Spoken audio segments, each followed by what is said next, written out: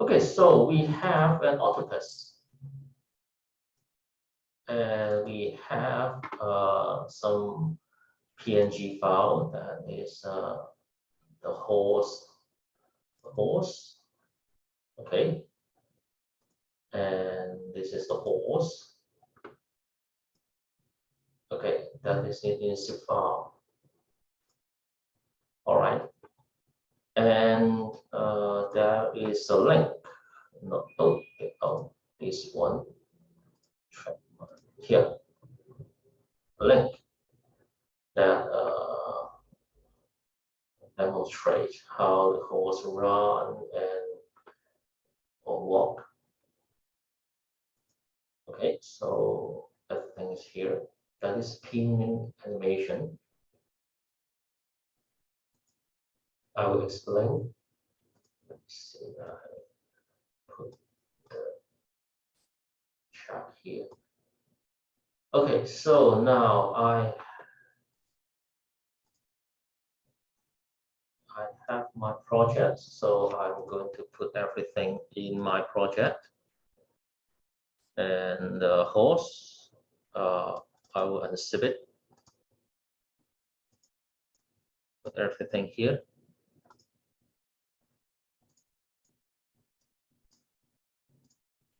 All right.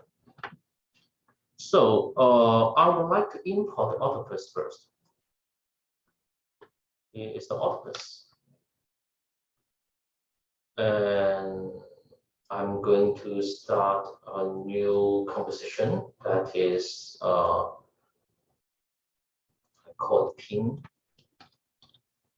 Never mind.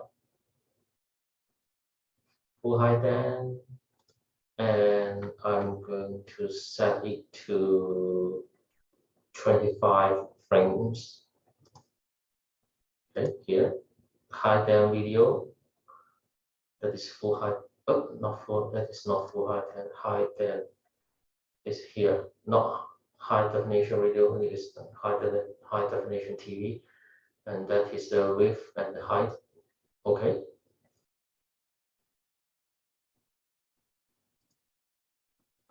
Okay, so it's here. I'm going to grab the octopus here.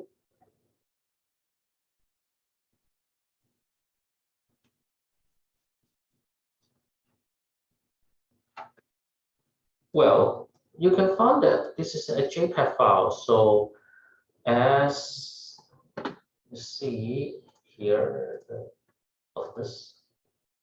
Yes, you will notice that there is a white background here. Okay, the background. But it is not noticed if you are opening the file in Photos, because the background of the software, the background of the application is as the same as the background of the graphics. So it cannot be noticed, but when you drag in the After Effects, you will find that, wow, it's not quite good. So how do you remove the white background? Remember? Any idea? Well, actually, there are two ways to remove it. The very first one is to remove the background in Photoshop. This is the most easy way. But as JPEG files do not contain any transparent layers, so it is supposed not to. Let me see, where is it? Oh, it is supposed not to save it as a JPEG file anymore after we move the background. Okay, for background removal, there are several ways to do it. The easiest way is to use magnetic lasso. Just click it and you will. No, sorry. Oh, sorry. Yeah, let me see, where is it? The magic wand. Click it and delete it. And you'll find that, wow, if I delete the background here, it is not. See, just wait. Well, you will find it. The background will be like this. Well, but that's not what we want. But why? Just because this is a flat photo which contains just one layer, and this is a background, and which is locked. So when you select something and delete something, well, actually, this is not transparent. You have to feel something, as this is just a background, not a layer. So the first thing you have to do is to double click and click OK, and that will become a layer. When it is a layer, that means, see, there is a canvas here, and that's only a layered graphic. So now you can select the outside and delete, and you will find it. Oh, yes, it is deleted. It is the first one. But sometimes you will know that it is not easy to remove the background by just using the magic word, right? So remember this one, select, there is a function called subject. Click it, just wait, and Photoshop will using AI to select the subject for you. But sometimes you'll find some artifacts here, just like this. What you have to do is just to, oh, sorry, to select it. Select it. Okay. Well, this is the subject selection, so you have just grab the subject out. But remember that we're not going to have the subject. We are going to select the background and then to delete it. So after Photoshop has just selected the background, all you have to do is to first to see any artifacts here. And I found something here. You see, here is not selected. So the very simple way is just to remove it by hand. Yeah, almost there, around here. Never mind about the quality, because the quality of the graphic is not very high either. Okay, so just remove it and you will see, okay, that's fine.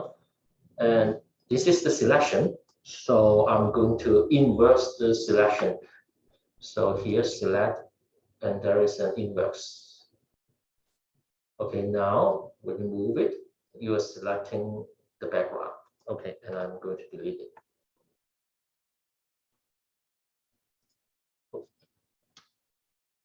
Okay, so you have the octopus.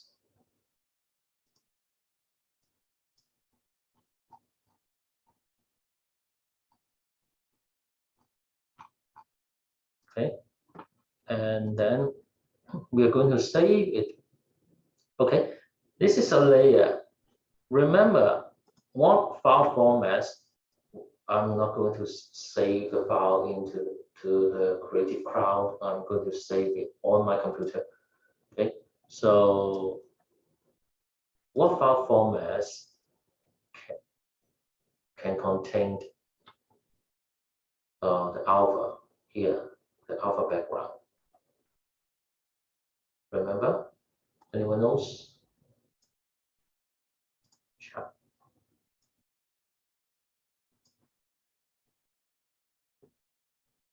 Remember the lesson on, let me see here, the parallax effects.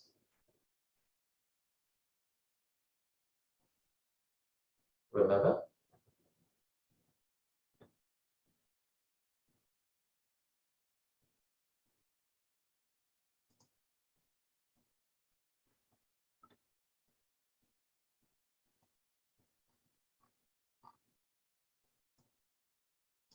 No. Oh no, no, no, no. No.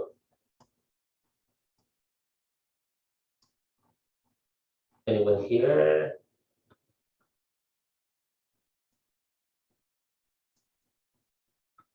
PNG, PSD, yes, both of it, both of them could have the alpha channel. Yes, the alpha channel here. Well, actually, if you look at here, wow, yeah, really annoying for these floating windows. Okay, but you okay here. Okay, you all know how to use Photoshop and you know what is channel.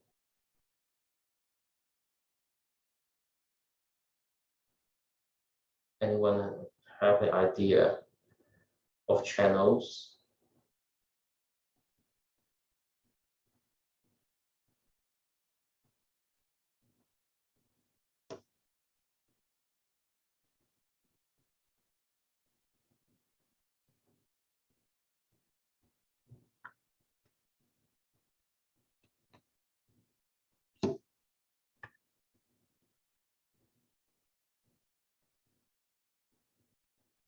Do you know how to use Photoshop actually? You are using layers, remember? But how about channels? Do you know what is channels? No? Okay. So let me explain a bit for that.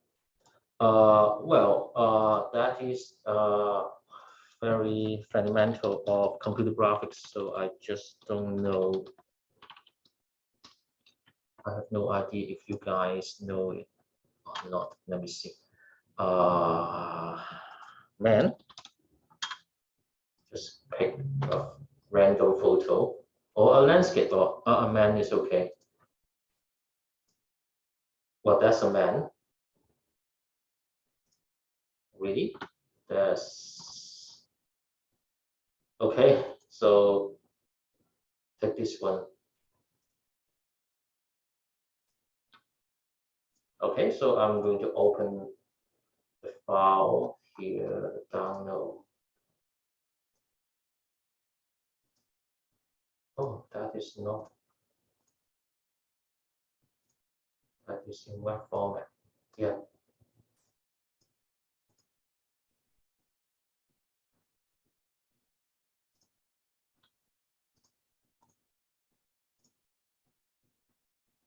Oh, that's a web photo. Sorry, not this one. Let me see another one. Which one is better? Okay, how about Superman?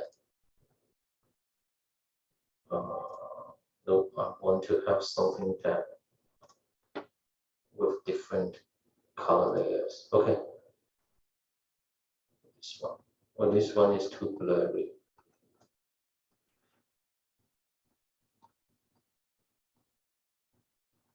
Okay, by the way,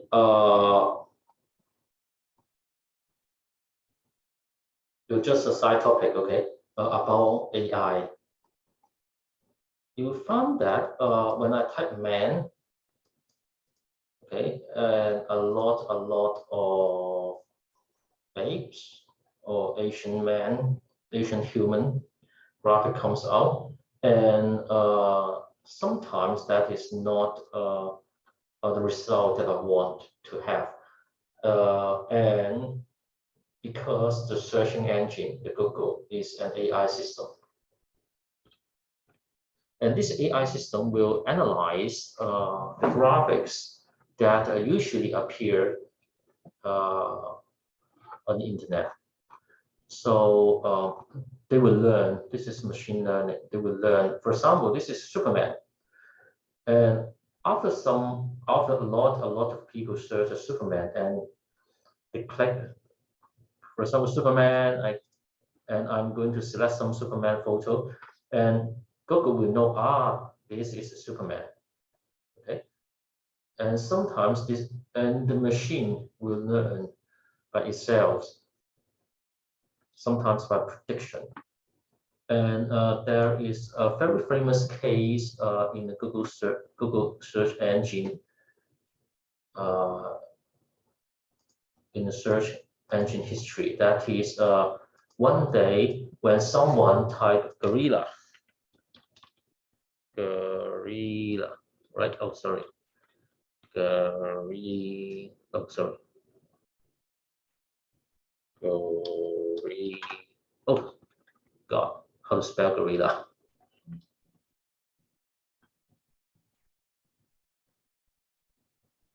Gorilla. Am I spelling right? Oh no, sorry. Gorilla. Oh no. Oh shit. How to spell it? Gorilla. Yeah, gorilla. Yeah. Gorilla. Yeah. It is supposed to have this type of photo, right? But yes, the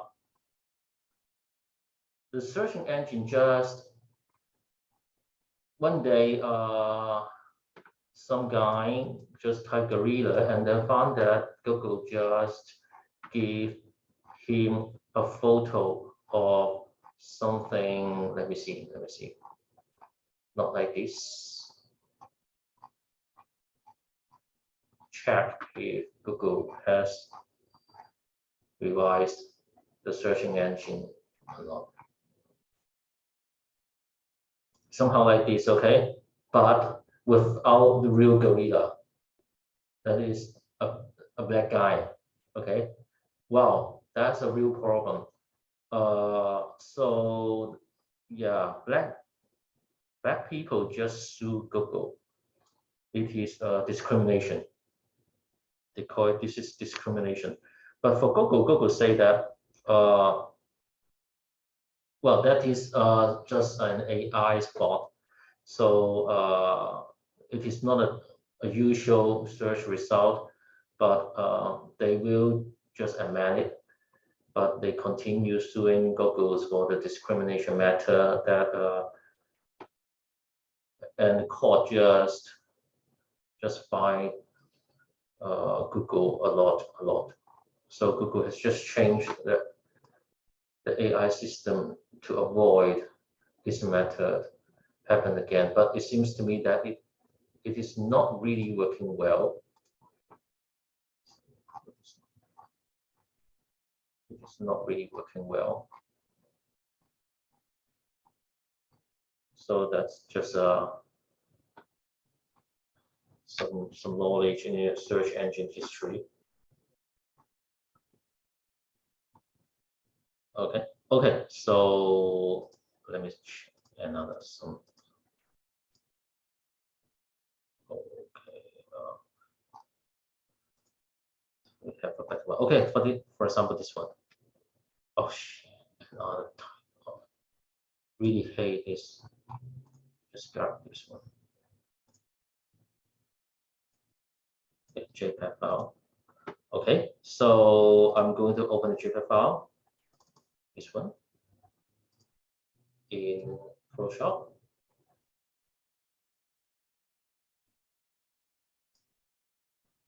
Okay, so when we check the channel, you will find that there are 4 channels here. One is called RGB, and one is called green, and another one is called red, green, blue. Okay, that is RGB. And but you'll find that it is not red and it is not green. It is just black and white photo. See, the channels are black and white. But after you switch on all of the layers, it becomes a color photo. So anyone knows why and what's happening? What's happening? Why, if I turn on the green channel and the photo will become black and white, and even for the red channel, the photo is black and white. And for the blue, it's black and white. But if I switch on 2 channels, it will become something like that. It began to have color. See?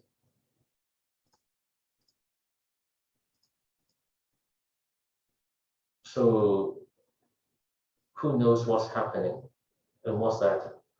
What's the meaning of channel?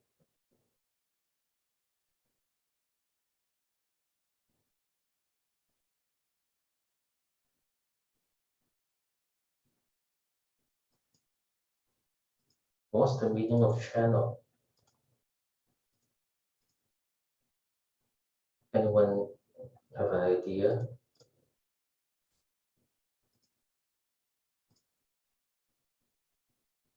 And why become the photo become color, a color photo if all the channels are on? The image is made of 3 different colors. Yes, and these channels just represent the color saturation of green at that particular pixel. Okay, remember our color system. Remember I talked about our color system. The 2, 5, 6 levels of R, G, and B. Remember? Yes, and that is the level. Here, for example, here, that is around the red channel first, the red channel. That is almost white. That means it has a very, very high value of red in here. That is the RGB. So it means that, remember this one, RGB, that is white, right? That is white color. And this is black. So that is the value for every pixel. That is the value. If the value of red is really high, and so it become white, and this one also green channel really high. That means here is really high, and so as blue. That means when we combine the 3 layers together, it is white. All right. So if we found that, for example, the blue here is not a lot of blue because it is almost completely dark. But for green, for red, the concentration of red is quite high. See here, the blue is almost dark. That means here, the pixels of the crop almost contains no blue and a lot of red, and how about green? And no, and nothing about green. So when we combine together, it is almost it is a red color. So you can check it here as the S here. See, no blue, no green, a lot of red. So it is red. All right. And the yellow color here and the yellow color here, you found that with a lot of red, green, and just very, very tiny blue. And when you combine all the pixels, all the channels together, that will become the color. Okay, so that is the channel. That is RGB channel. And with the channel, usually when we just open up here, and you will find that this is RGB color, 8-bit. That means 2 to the index 8. Okay, that is the number, and that is another that will create a problem. That is how, if I want to remove the background, and what is the pixel, the color pixel here, the RGB value of the background now. if I remove it just like this, okay? So what is the RGB value of this space? Here. What is the RGB value? Any idea? Or can you guess? Okay, so for example, I want to select a subject. Okay, yeah, here is the subject. Here is the subject. Okay, I can remove it. Yeah, I can move it. So what if I delete here, delete it? Remember, I delete the pixel, not only turn it into white, but really delete the background. Okay, so what will the background's RGB value? Anyone can guess? If I use the same RGB system. So what is the value of the background? If I just reverse it and I delete it, none. But we cannot have none. That is the value. 0, 0, 0 be the last, and 255, 255, 255 be the most saturated. We don't have any value for none because for every pixel we have to set a value just like XYZ, XYZ, and we have to point it out, the value. We can't just omit some pixels. So in this case, JPEG file is not compatible with alpha layer. That means that is the background here.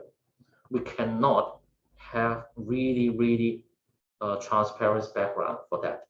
And that's why we have to promote it into a layer. And once we promote it into a layer, delete it, we promote it into a layer, and you will find that there are some checkers here. And the checker means, yes, it contains no colored pixel. Okay, all right, it will create another problem. So I delete it, okay, and I'm going to save this file into a new JPEG file. JPEG. So stupid, I have to export it into a JPEG now. Okay, a JPEG file, and it is great quality, and I save it. For example, I call new, just call new. Okay, so yes, the background is now removed. And I'm going to open the new, oh, where is it? So I export it again. Just forgot the link. Oh, in AE project, okay. Okay, here, okay, and I'm going to open it again. And what will happen? See, the background is still here. See, even if I promote it into a layer, the background is still here. So that means a JPEG file cannot contain any null pixel value, okay, RGB value for that. So if we really want to have the transparency layer, we have to save it as a transparency file. That means, for example, JPEG file as you, this one, PNG file, as you just say, or the PSD file. Even JPEG 2000 do not have any transparency layer and IFF. Okay, for example, the PNG file, I'm going to save it. So here, it will ask you if I save a file into the large file size, then I'm going to reopen it again as new.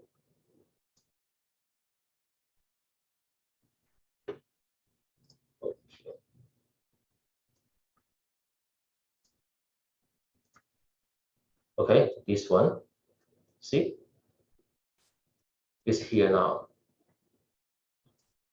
without background. This is new, okay, without the background. That means PNG have the outer channel property, but actually we can have a lot of method to describe these pixels do not exist. That is, right here, we are going to create an alpha channel. Now we have RGB channel. This one. Now we have RGB channel, right? And if I add a channel here, that will be a channel called alpha. So now it's black, completely black, and when we switch on all of the channels, we'll see it is covered by just a layer of red. That means right here, nothing is displayed because the black is here. It is just a mask. So now if I just switch off it and go to RGB and go here to select the subject,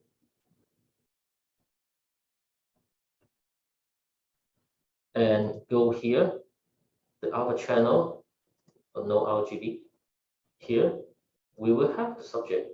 Oh, sorry. But this time I delete it. Or to paint something on it, for example, a paintbrush here, right here. I'm going to make a larger one. Okay, for example, here. If I paint something here.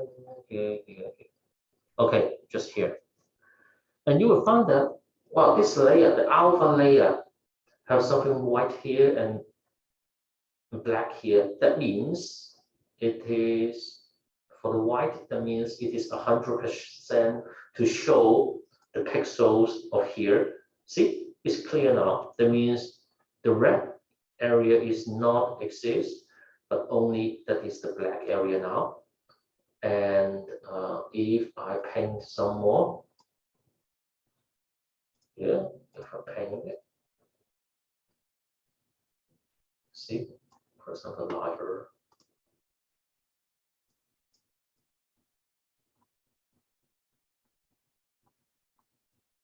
Okay,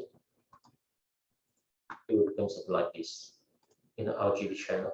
That means we keep these pixels, this one, using this mask, but outside this area, there's nothing. Well, that's better.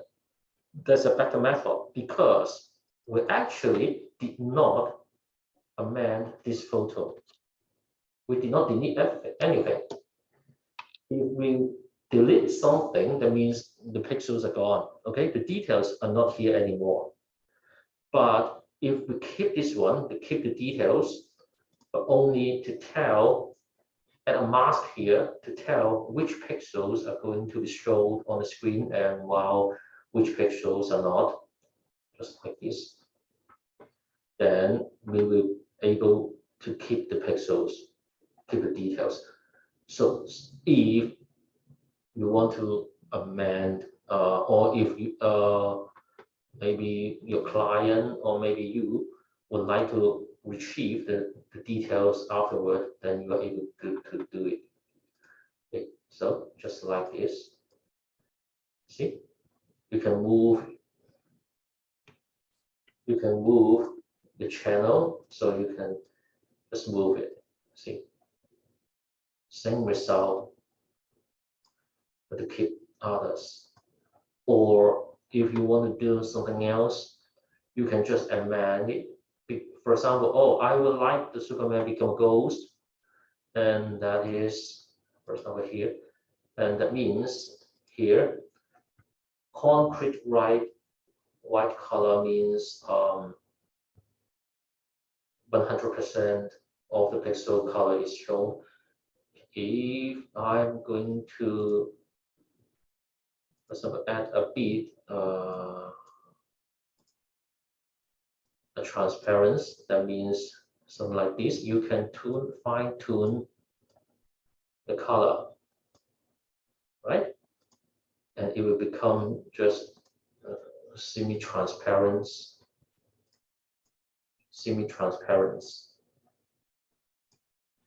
because it is not 100% visibility anymore. All right, 100 and not 100. Okay, so that is the use of channels. Okay, now, but I want to keep it as simple as I can, so I just delete the pixels that we do not want it and save it. Let's move it here. Okay, right here, and then save it as a PNG file. PNG file, you will have our channels, right? Of this PNG, save. And in After Effects, I don't like the JPEG anymore, so I will import the PNG file here. You will find that the file will something like this, and this time when I drag the PNG file into After Effects, it will become something like this. All right. Okay, then that will be an easy part. Okay, so now I'm going to move the tentacles of the octopus. So now we have several seconds, around 10 seconds. So what you have to do is easy. First, you will find that there is a pin here. Okay, click it. And what you have to do is just to pin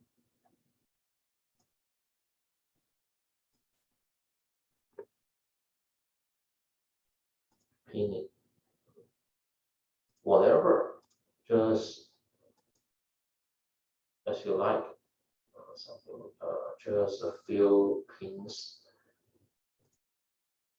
Okay, for the pinning here, that is the anchor point of certain pixels. So the more pins, that means you will have a more precise control of the pixels. For example, here, just okay. And of course, I'm going to add a pin and a half.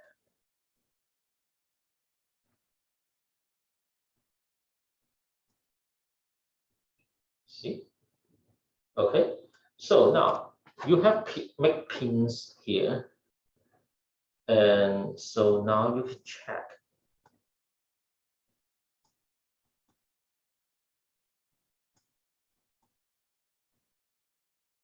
You can check out if there are any artifacts happening. Well, it seems quite good. And here,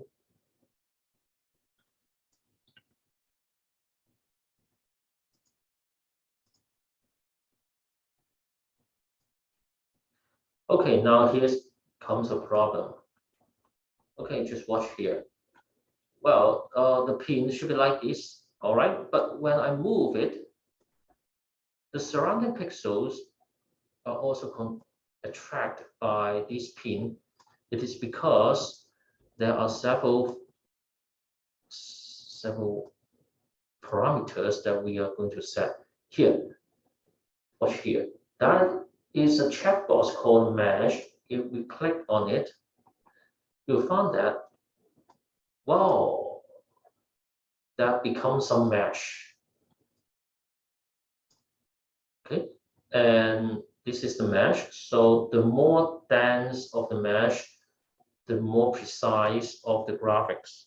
And you will find that the mesh is actually a bit expanded away from your original pixels because of the expansions here that now is free. If I'm going to reduce it into 0, you will find that it will become something like this,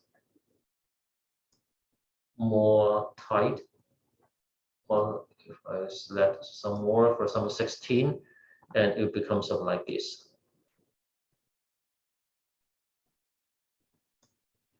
Okay, so really depends on the shape, what you are doing. For example, 1 pixels expansion works perfect for this case. How about 2? Yeah, still okay. And how about 3? And you will find a problem just like here. The area here is filled. So 3 is not a good choice. Actually, I believe 1 pixel is enough. Okay, and now about here the density. Now is 10, and just try to reduce it into 2. Okay, the triangles here is not much dense as before, but when you move it, you'll find that this still be good, right? How about more 30? Oh no, 12 only. That is the highest.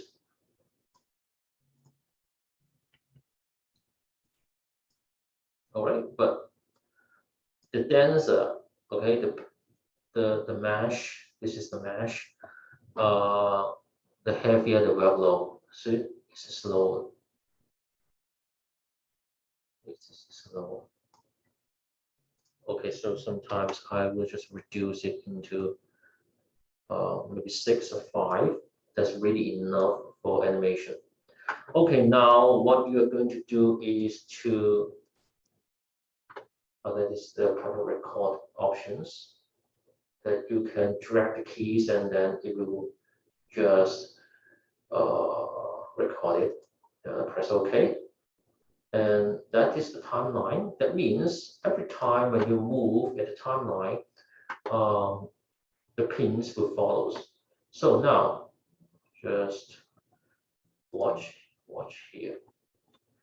For example, here the 0, okay, and I want to move the tentacles here.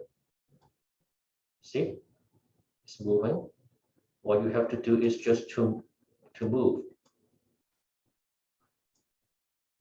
For example, something like this.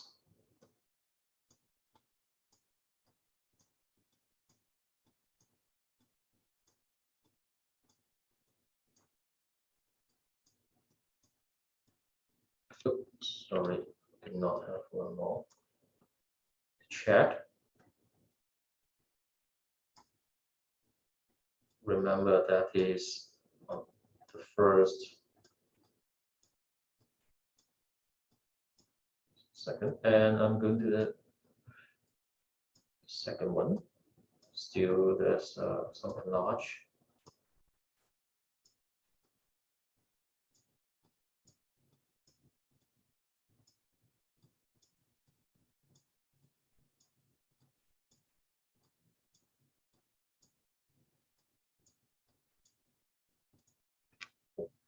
Just undo it if you press the pin accidentally.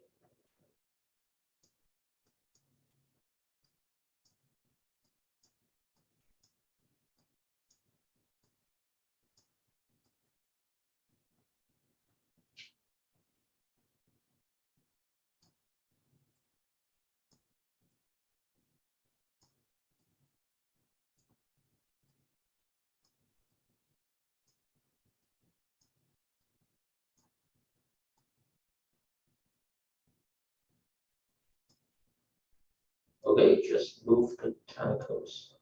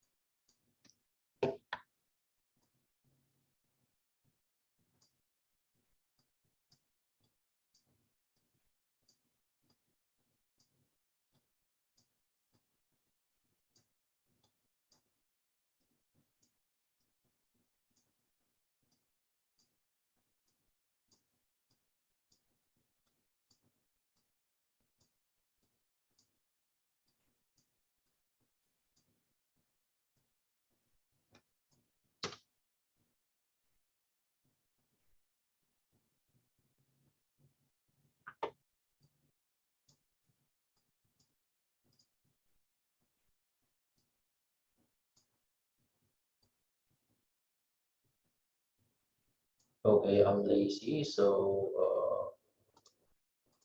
I'll just move some of the pins. Okay, okay, watch here first before you go too far. Okay, now watch here.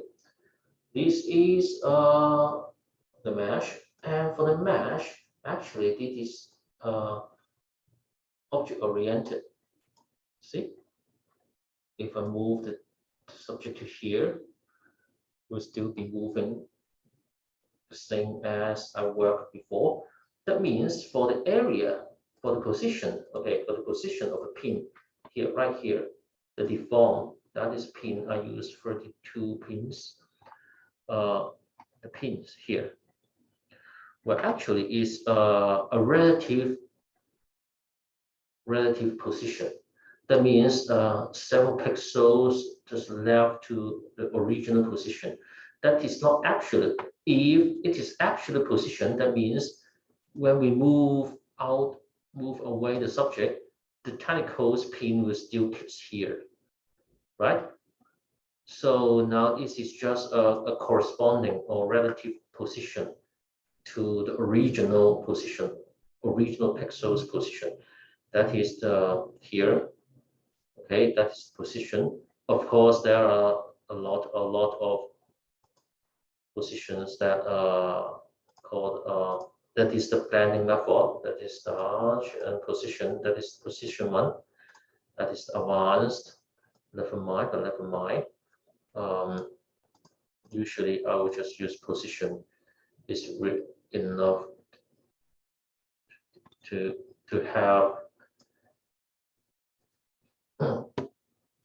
so enough to have the effects.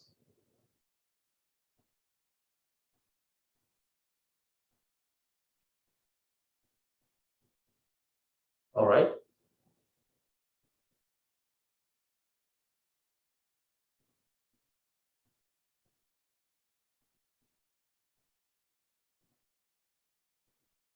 So remember to save first. I'm going to save it as lesson 7. I call it pin. Remember to save. I call it pin. Okay.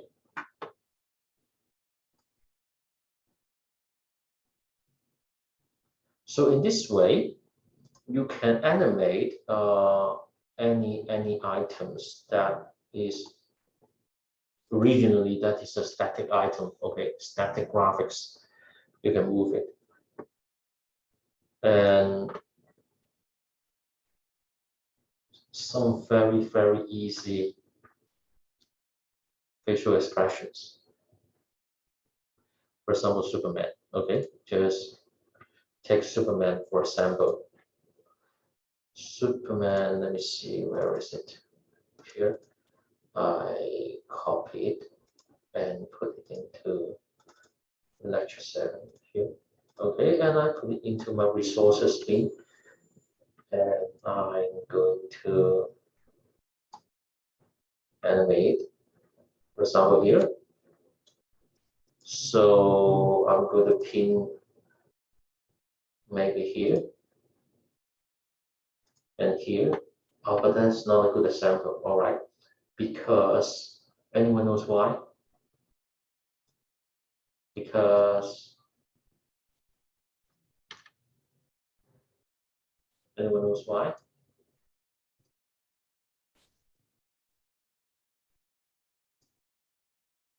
Anyone knows what? Why does it happen? See?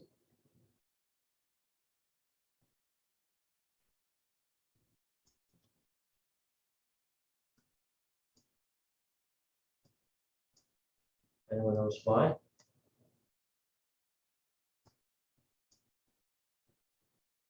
I have to reduce the photo a lot. So why? See, it will become something like this.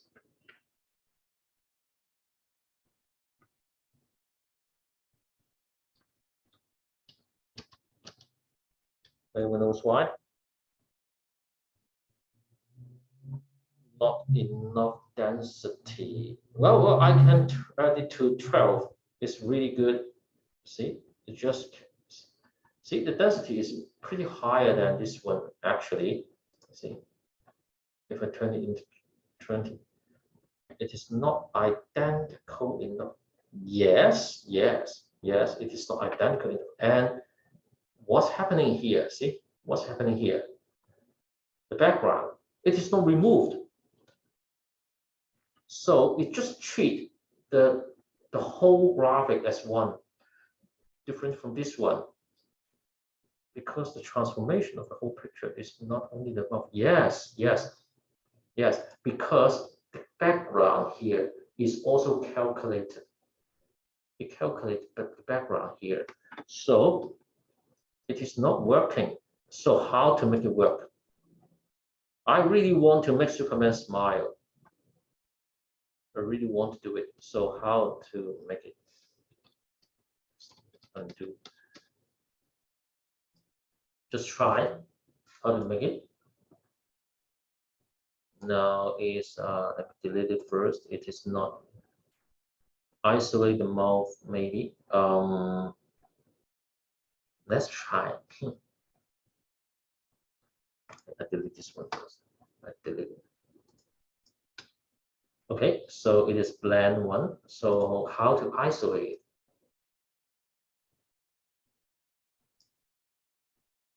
How to isolate it?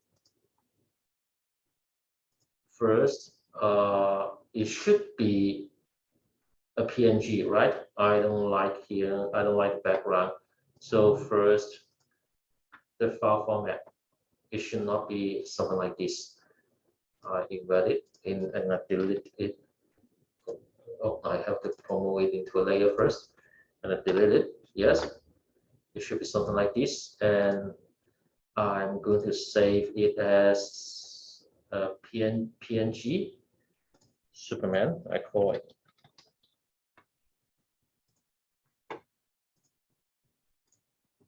Now here is here. I put it back to my resource bin. Yeah, and I put it here. I put it back here. Okay, it's now here. So I select it and I put pins around here. See what's happening. Okay, and oh, the expansion is true. Okay, maybe oh, just to back. Maybe I put pins. I put pins and just see. Well, it's not working, right? It's not working. It just pulled out the pixels around. There are several reasons of that. The first reason is the photos itself is really bad. See, it's really blurry. It's really blurry. So if it is blurry, that it just can't analyze what is so-called surrounding pixels. This is the surrounding pixels. Now it's advanced, so just see that is 20. Just fine tune.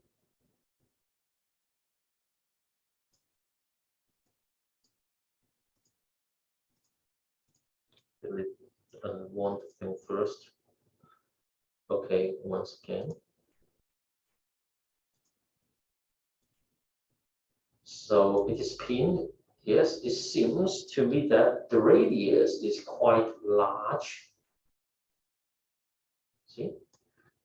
But never mind, just put some more first. Put some more. Okay, see what's happening. While you put some more pixels, it began to work. See? And why? Because, well, actually, we have to pin the area that we are not going to move. Okay, after we have the pinning, see, that means these pixels around this pin is not moving. So whenever you move it, it should not affect it here. That means all you have to do is to put something like this. And with this, then okay, I will reduce the density first. Okay, so to have a better, see, better result and easier to see. This is the nose, this is the mouth. So now it's working now. As I have pinned the area that which should not be affected. So you will know that why this happened when you are going to unlock your iPhone. Remember, when you unlock your iPhone, it will generate a face iPhone unlock. Remember this one?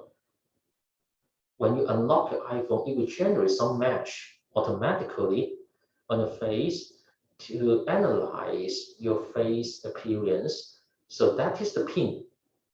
Actually, they use a lot of pins here. So, and with the position of the pins, they will know who are you. Okay. So the same as using here. As I pin some area, for example, I do not want here to move. And I'm going to pin it, and then the area here is not moving now. For example, here and here. If I have typically the mouth, typically just something like this, okay? I just grab it and see. And with, for example, just like now, okay? I should have put more around it. Okay, so let me see if I record it. Okay, and that is the first frame, and after 1 second, Superman smile. Okay, just okay, just like something like this. I know the effect is not good, but you will see. You should put some more. That means okay, you should put some more, just like here. The more pins, the more precise of your face resolution. Okay, so usually there are some pins around here, okay, the cheek and here, okay, and the corner of mouth and nose here, the side of the nose here, just right here, side of the nose here, and here and here. Just put some more pins here, and then you can actually move it.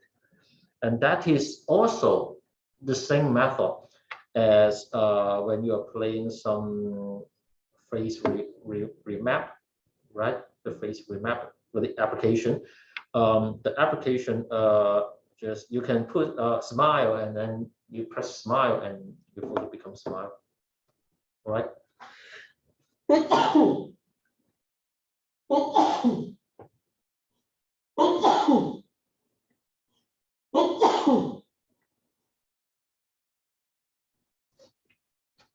Luckily, you're not around here. All right.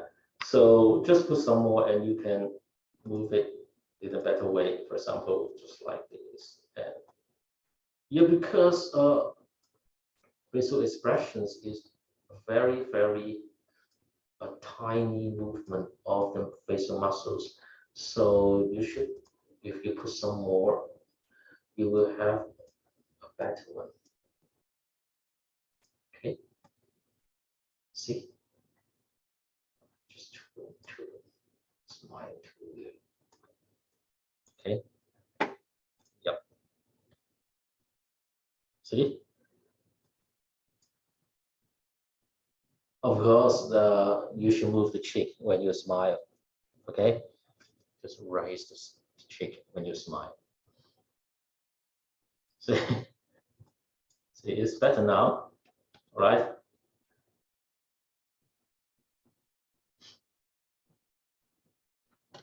Yeah, you'll find it is quite, the effect is not good because just because the photo is not, the quality, photo quality is not good enough. See?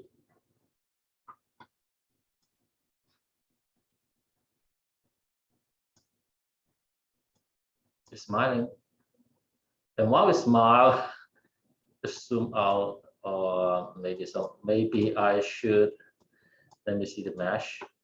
I should put one more here, a chin, and yeah, just rise the chin a bit, and the eye corner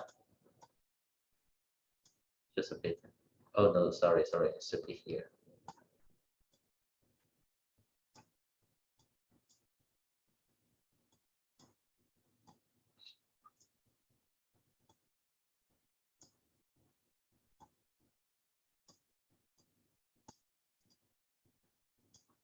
Let me see.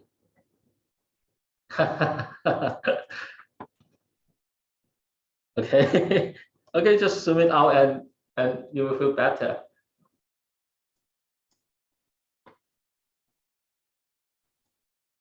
Yeah, more nice. Okay, nice looking. Yeah, that means you can actually edit your photo. Okay. Okay, just do this part first, and I will show some more.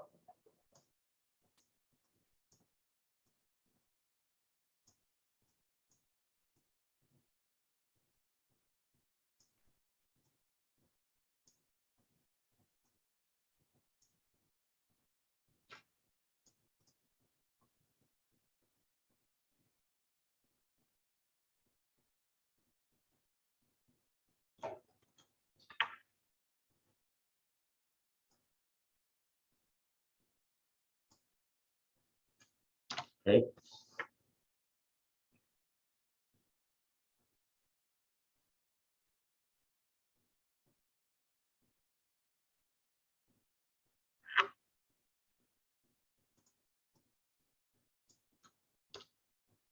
Just do the pinning.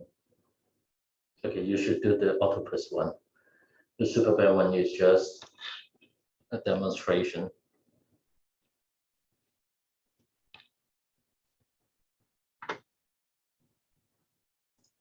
So, can you guess? Just guess.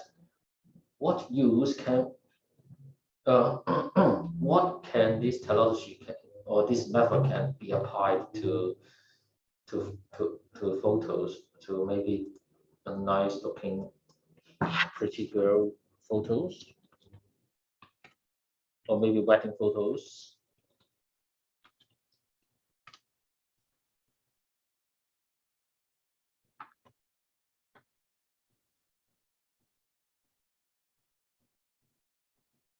You can move the hair and here the dress. Actually, you're going to pin, to put some pin here, and then you can, or this one, you can move it just like you have wing to have some wavy effects, so you can animate very easily. And to treat, to fine tune, okay, so called treating, treating the face when you are doing the parallax effects. Remember that one? Oh, parallax. This, remember? You can actually move hair or the facial expressions here, the face expressions here. You can actually move them.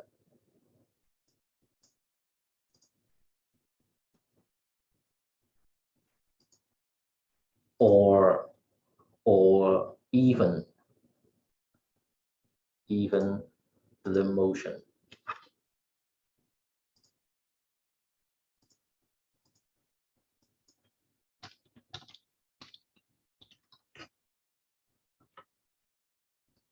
Or even the motion. You can move their limbs. For example, this one, oh, I have to buy it. Let me see if there's some method. Okay, just grab it first.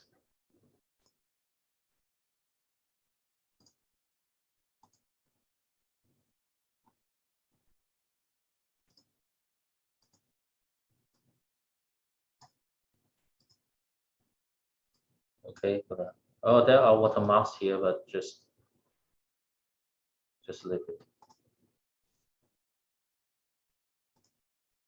Put the photo here, yes, and remember to pin it. Yes, for example, here, blah, blah, blah. Oh, sorry, you have to remove the background first.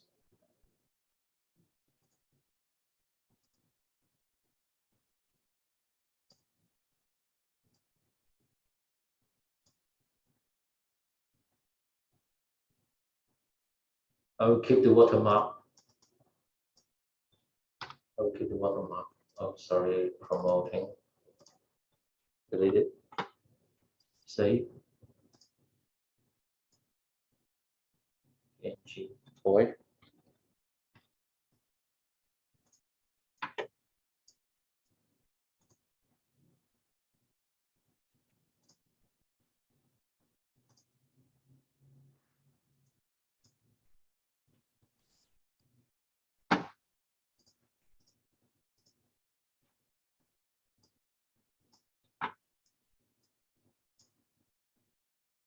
Okay, so now you can pin it.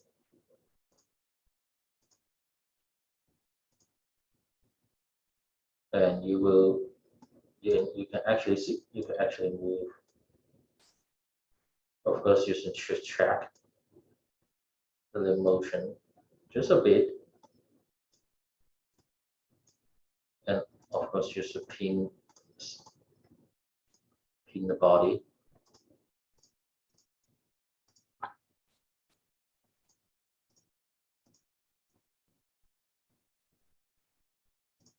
Okay. Okay. Okay. Actually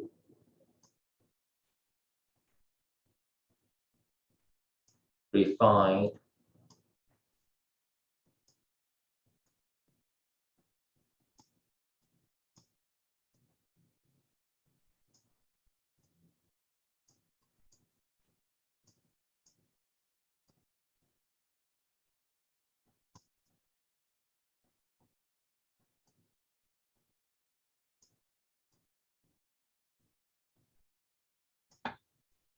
see. Oh, that's not good because here the density is not enough.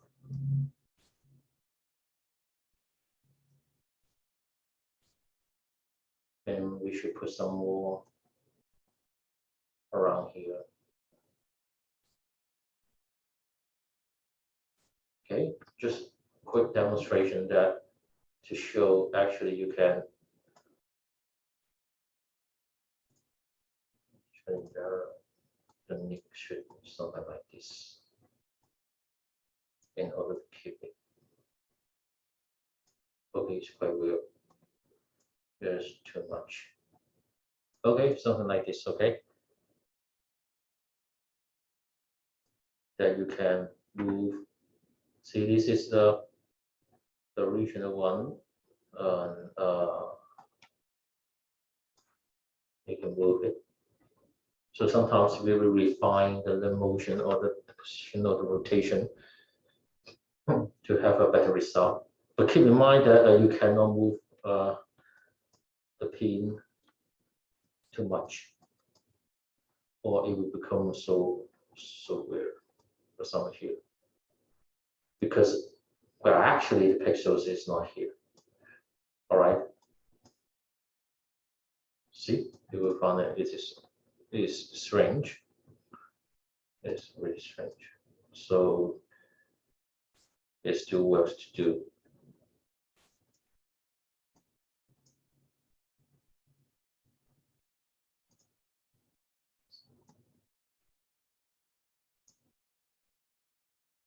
All right.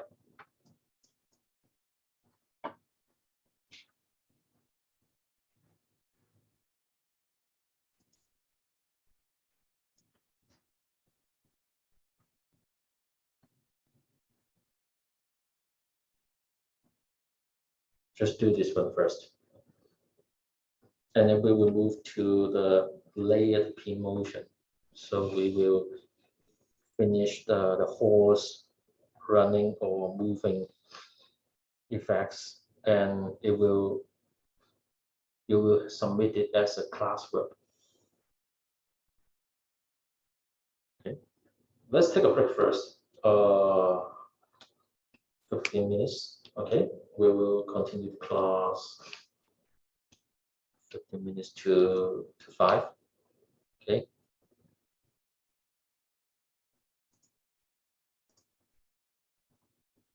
Okay, so let's continue.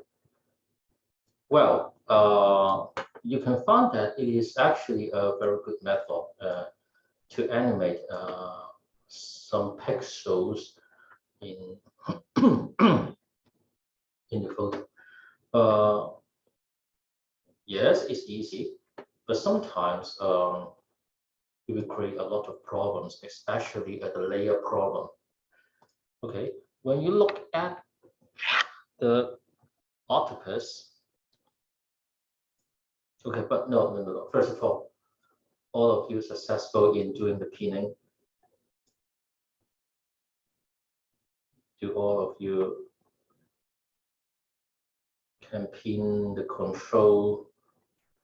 controllers in the graphic and to let it move along the timeline?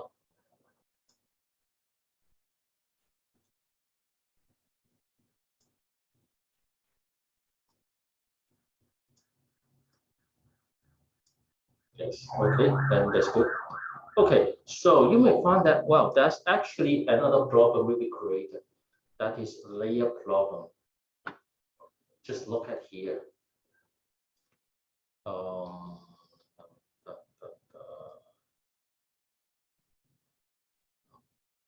Okay, this one. I will have something new. You'll see sometimes it just moves like that way. The mesh is not moving. See?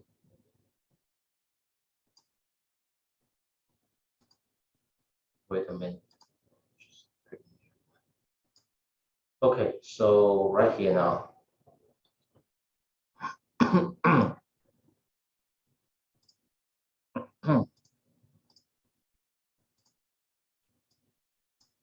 Okay, so for example here, I would like to move this one.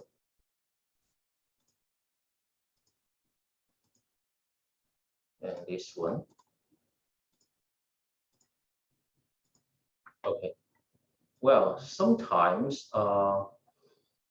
we will have some overlapping problems. For example here, these tentacles should be more or less overlapping this one, right? This is on the top of this one. Let me put some more here first. Okay. But you see, it's actually not moving this way.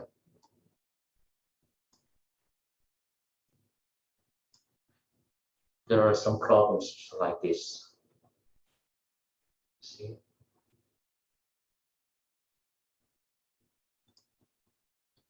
And why? Because of actually, see? Because actually, the graphics itself is in the same layers. They are all in the same layer. So when you move it, it will just have a lot of artifacts like this. the overlapping problem. Okay, so sometimes that's good, that's easy to use, but sometimes it will create a lot of problems. For example, if I want to move a horse like that, well, actually, they're overlapping each others. To avoid this problem,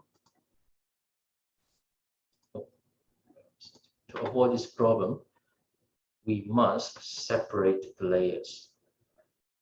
Okay, so that's why you found that it is separated. Okay, and so I import all of this into a resources bin, a project. I'm going to start a new composition called horse walking. Okay, horse walk. And I don't like black, so I change into maybe white.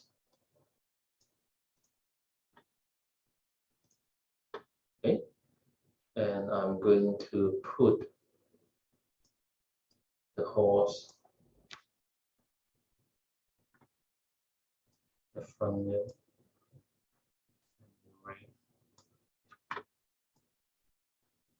into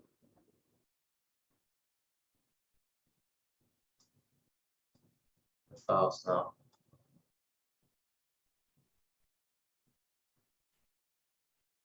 More or less here, and put it arrange.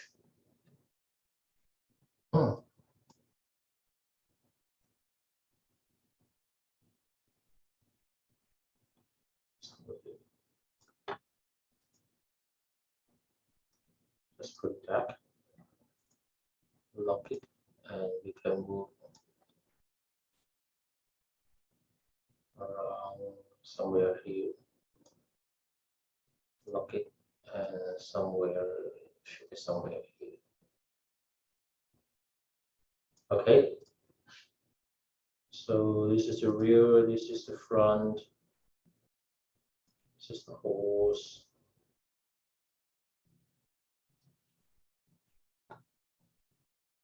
So when we talk about animations, we must know one guy, that is Edward Muybridge.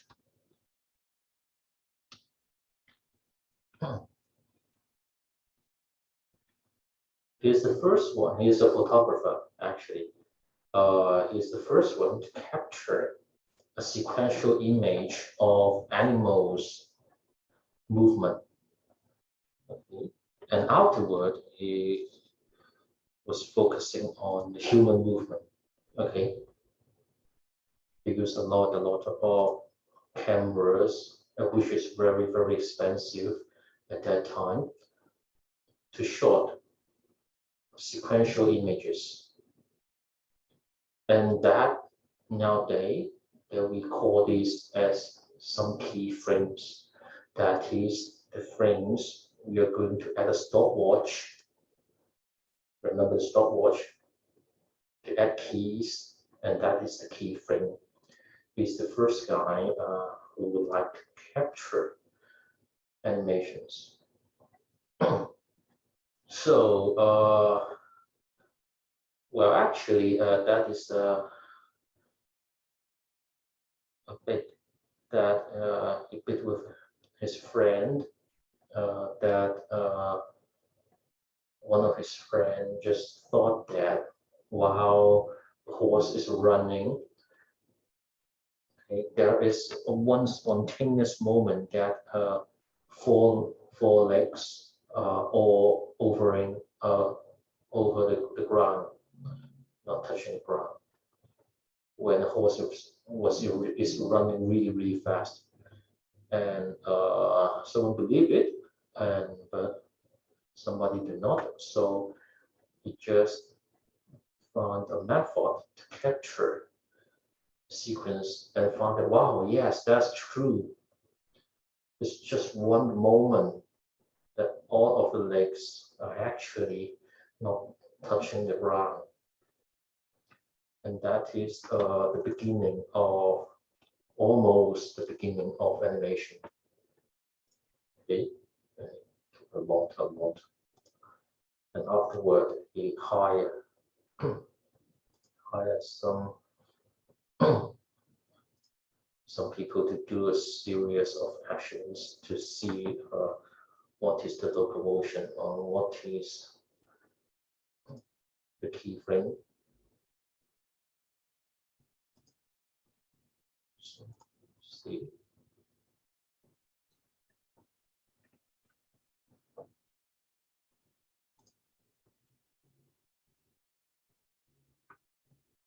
Okay, so now for your classwork, we are going to copy the movement or the running pose of a horse. So it's a really lovely record, right? Yeah, right. We're going to copy it. Okay, so we have this one. So just download it as a reference. So I believe I could use it. Horse run. Okay, and I'm going to put the horse run in my resources. So, and I drag it into my project and put it here at the bottom layer. Well, that's flipped. So what can we do? Yes, we can just put it and flip it. And flip it. All right. So there's two ways to do it. The first one is to enlarge it.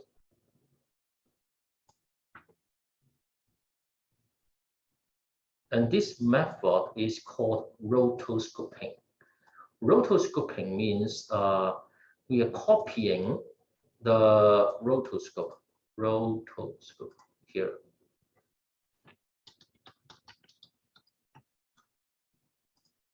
Rotoscoping.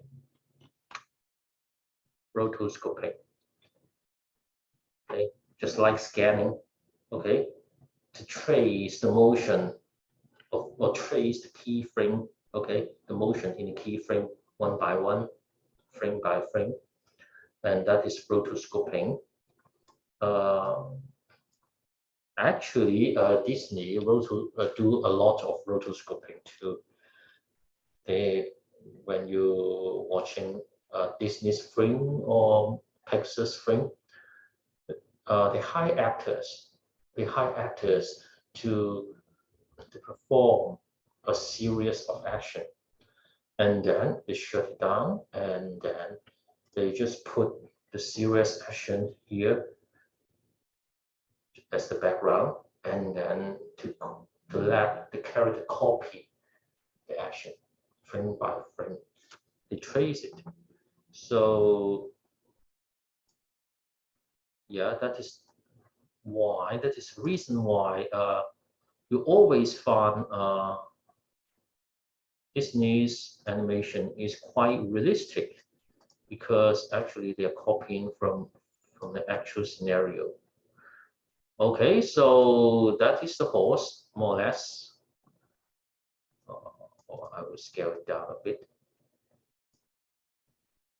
Okay, more or less. So what we are going to do is to, I should put a bit longer. Okay, as my horse is taller, it's just to measure. Okay, more or less the same. Okay, so I will move it to the first frame. And to do it, sometimes, see, it is really covering the horse. So it's not easy to trace. So we are going to give the layer of transparency, opacity here first, or maybe something like this, or maybe 15. 50 is good. See, and so as limbs.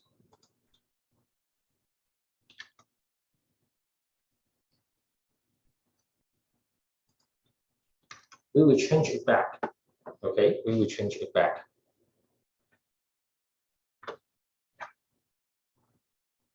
Okay, so now I'm going to lock the layer first. Yes, of course, yeah. Actually, you're going to move it. Oh, sorry. Actually, you're going to move the layers, for example, here. And then this is the second layer, the second one, and then you're going to move it. But now I'm going to lock it first to avoid any accidental move. Okay, so first of all, we're going to check which one is on the top layer. Okay, this one. And now we are going to make pins. Or usually, for example here, I will lock among parts. For the horse, there is a backbone here, so I usually start here. 1, 2, almost 3, 4, 5, 6. Okay, almost here. Just to check. Yeah, just like an elephant. A bit longer. And oh yeah, it's a tail. It's really important. Okay. It's somehow lower here. And this is for the front. Oh, sorry. Front leg should be here. And here. Here and here. Okay, more or less here.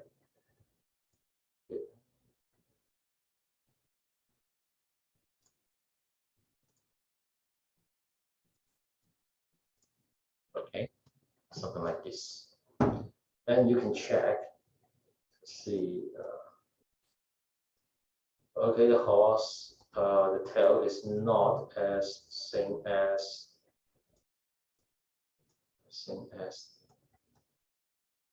oh, picture. So I'm going to just move it more or less here. Okay. Okay, what you are going to do is just to move.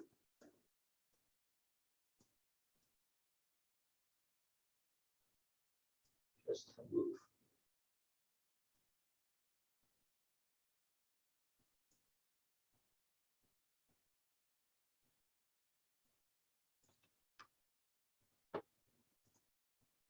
Forgot which one is the front. Oh, sorry.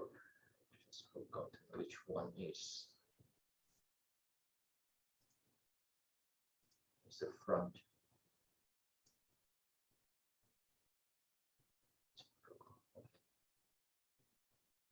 So let's move back here.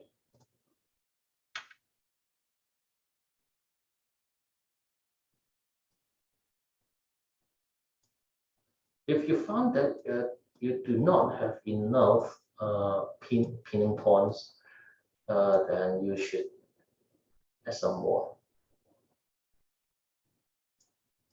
Okay, around here.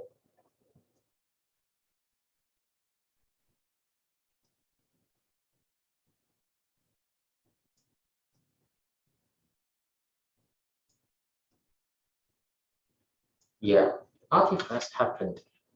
You can check that. Well, the neck is actually like this, right? But oh, is that this? I'm sorry. Oops, sorry. Again, mouse is not good. Just check here. See, it's just like elephant's trunk. So to avoid this, you should add some more pins. Yeah, here, right?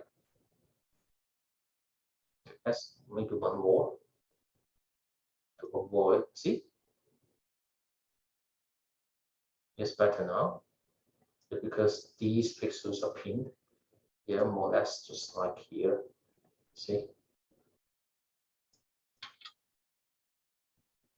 here, and you can have some more controls. Once you set all the controls, and it should be done. Okay, so this is for the host. Well, usually I will just move it to here. Okay.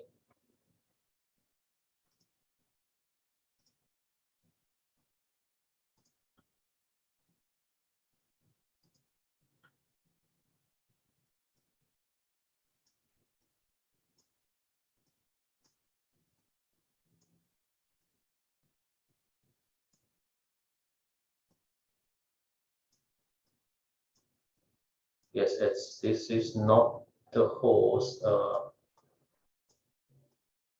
same host.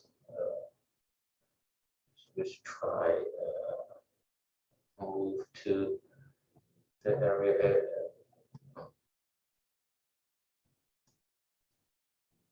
the point as near as possible.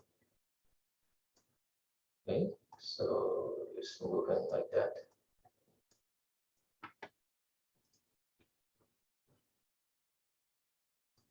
Nothing special, just patience.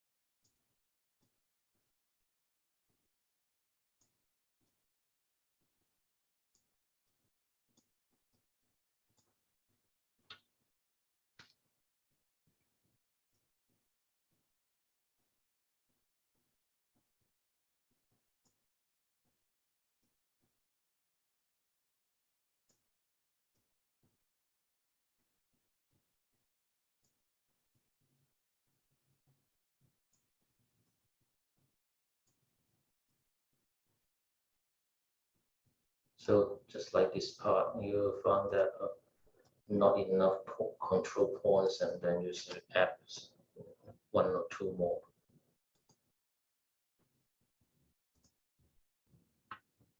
Oh, sorry. Yeah, stupid idea. Yes, you should set frames. Oh, sorry. Yeah. Just to concentrate on tracing the mask. Yes, use a set frame. And there is one more technique I'm going to show you after you set the frames. Oh, stupid. Okay, yeah, everything keeps here. One more. Okay, something like that. Okay, just something like that now. Okay, so now, well, actually, there's a question and a problem. Yeah, thank you. There's a problem. The problem is that, yes, I may move to the first second, and then I'm going to key another key it, the key here. Oh, yeah. Oh. Okay, and I'm going to key another pose. Yes, yeah. For example, here for the first second, but sometimes you will not have the full picture of the sequence of the motion, the sequential motion, and how long does it take to completing a sequential motion. And it is not easy to predict. And even sometimes you have to fine tune the pace of the animation. So usually I will do it like this. I will just set it as a constant ratio. For example, this every half seconds I will make a keyframe here. Yes, as I know that, and I can guess that the time sequence is captured by a constant ratio, a constant time period. So I can just make it just something like this. Okay, for this is the first one, yes, and this is the second one. This is the second one, and I'm going to make it. So I'm going to make the sequential of motion, and then after that, I will fine tune all the keyframes. But keep in mind that it is not easy to make it fast. See, you have actually a lot of keyframes here. For example, this one, you have a lot. It is not easy to set it one by one, and it's not possible to select all of them and then squeeze them. It is not possible to do it. So after that, at the very end, we will just turn everything in to pre-compose it as a composition. And then with a composition, we can remap the time, we can remap it. Okay, but now first, I'm just going to do just several seconds, okay? Just several seconds. For some of this part, and after the first part, I will lock it and then to do the railing and the front. Yeah, yeah. This is the half seconds, and you're going to move it. Yeah, just around here.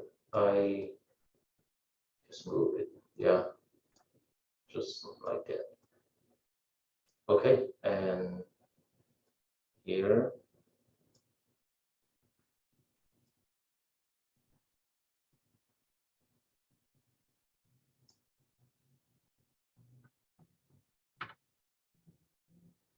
Just move it. This one, pin. Yeah, and we'll get it back.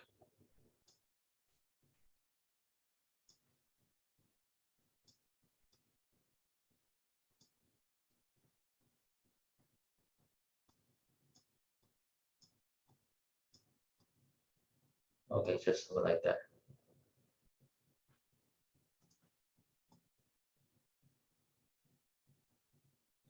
Oh, that's just stupid. Again and again.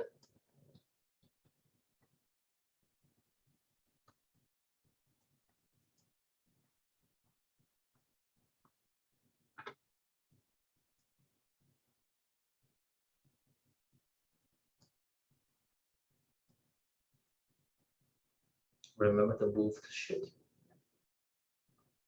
Well, of course, you can set the position of the sheet to first to give the background sheet a key, so you can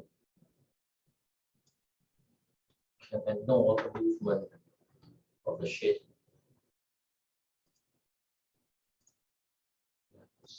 Around here. Okay, let's put it here.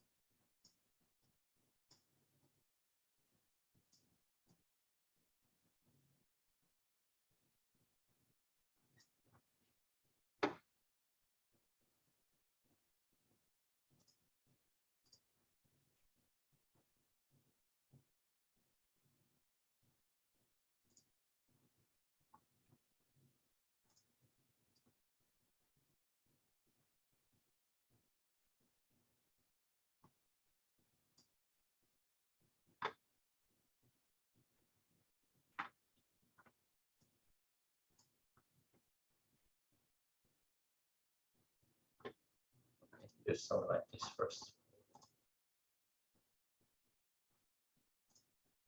Okay, and when you find that the pins are not here, so what you have to do is just to select the mesh, and then it will come back.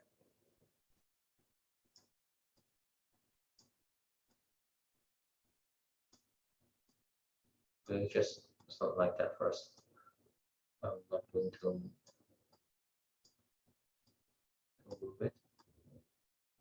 Just yeah, just move it as fast as you can.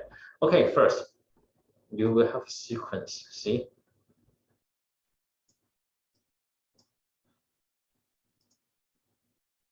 I'm going to hide this one and to play. Oh, that's not moving good, but just forget it, okay? I just want to show you. I have a better one. See that? Well, the moving, but you can find that this is the actual speed. That's not running. That's not good. And what you're going to do is to have a better one. So it should be speed up, right? More or less, it should be speed up. But how to speed it up? First, I assume all animation is complete, okay? And then what you have to do is to select it, select all layers, and then go here, pre-compose, remember? Pre-compose it. Yes, when you when you pre-compose it, it will become a composition, and we double click it, and all the layers are still here. So this is the pre-composed one. And here, and here, yes, remember there is an effect called, where is it? Time.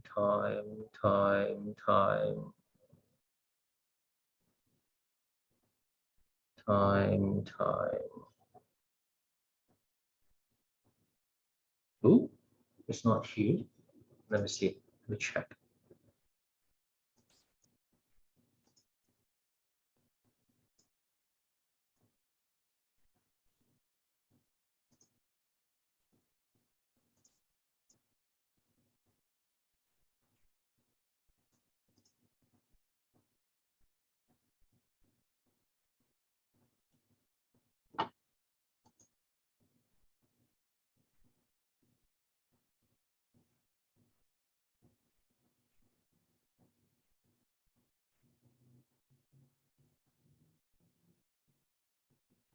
Oh, missing. Oh, here, right here. Yes, right here. It moved to the upper part. Okay, select the timeline and then to right click, and there is time here. There's time scratch, remember? That is the scratch factor. Now it's around 10 minutes, but I will want to speed it up, maybe to 5 times. And that will be a longer one. That means the scratch factor should be here, something like that. Okay, then just make a preview, and you will know the whole animation is scratched up. See?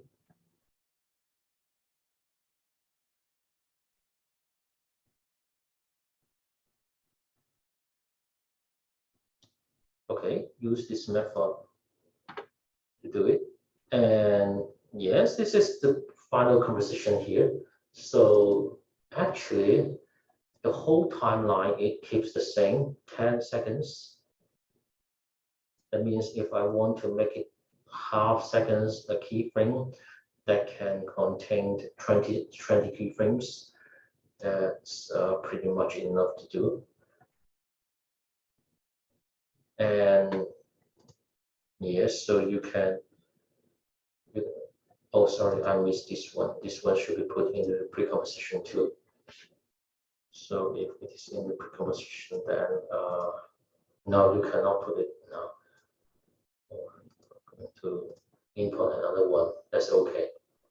You can do it as normal as the normal speed, and then while when you come out into the main sequence, and then you will find that the main composition is moving really fast, right? Okay, just do this part. Just make keyframes, the whole running animation. Okay, the whole running animation, and you will have something like this running one, walking one, running animation. Okay, so and then remember that just maybe 5 seconds. Okay, the whole animation should be within 5 seconds, and then just submit the horse running animation to me as the classwork. All right. This is the pinning animation. Pin animation. But yes, it's good for snow motion animation. But there is a problem here. Can you find that for the running animation? What's the problem? See, what's the problem? The next, there are some fractures. See, there are some fractures and move not so smoothly. So how to amend it? How to reduce the flicking effects when you export it or when you complete the animation. And after that, remember to turn everything, okay, here to turn the opacity back to 100. Remember how to, what settings can be made in order to reduce the flicking effects for fast motions, fast animation.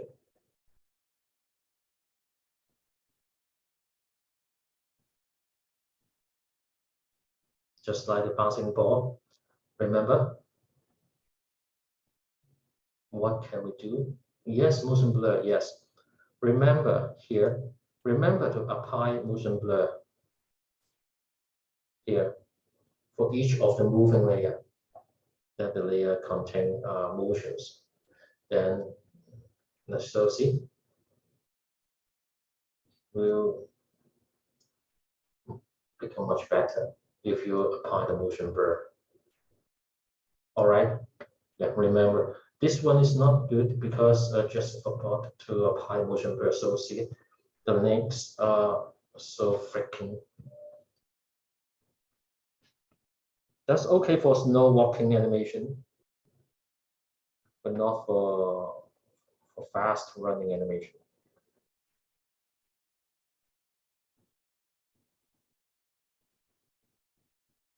Okay, so remember to apply the motion blur. So it will become much better. Okay, that is your classwork to have a running cycle. Okay, so if you, oh sorry, it's not this one. If you follow the whole sequence, you'll find that there are 16, and this is the first one, and should be more or less as the last one. That's the whole series. This is first. You will find that there are markers here. See, this is the fourth one. This is the last one. And the last one will just loop back to the first one, more or less. See, more or less. So actually, you are doing 15, and the last one should be, you can copy all the keyframes to the last one, and then just it will become a looping animation, and the horse will just run and run and run. All right, easy.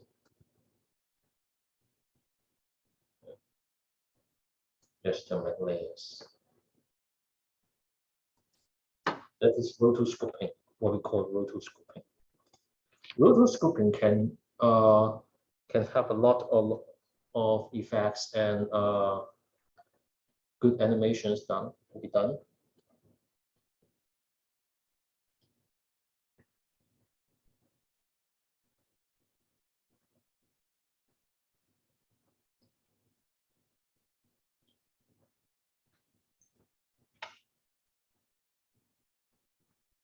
Okay.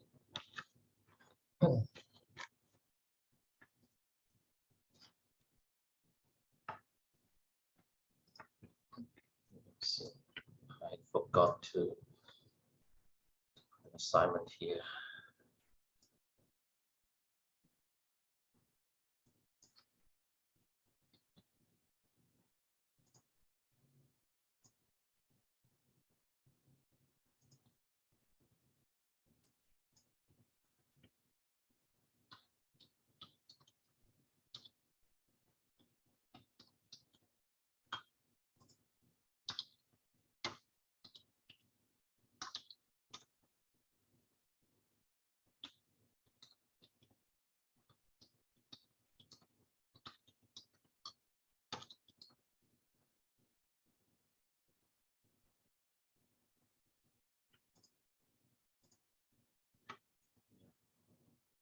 Say.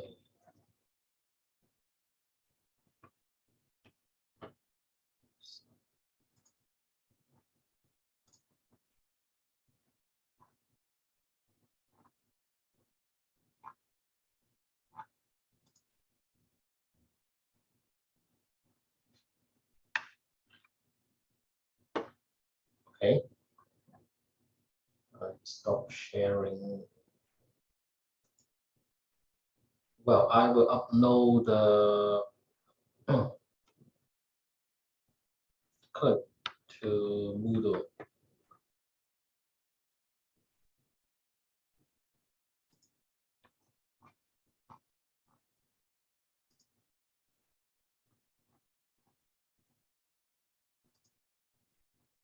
And I will stop the Zoom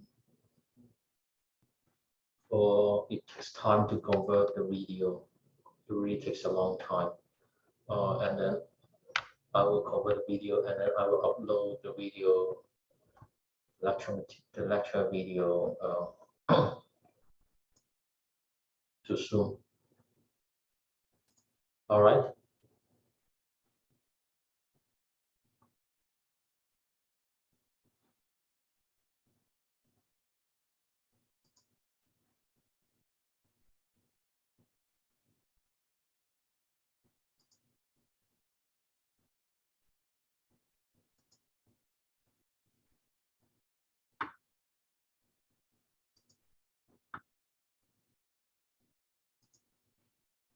Okay, by the way, any questions?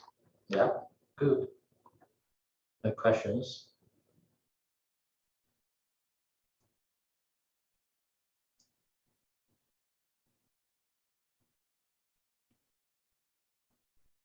No. If no, then I will switch off I will close the Zoom.